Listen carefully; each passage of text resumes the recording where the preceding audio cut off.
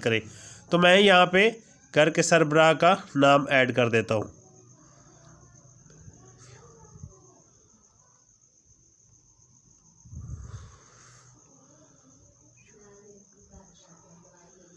مقصود حسین میں نے ایڈ کیا۔ یہاں پر دیکھیے سامنے آٹومیٹکلی ہیڈ کی آپشن آ رہی ہے، یعنی گھر کا سربراہ ہے۔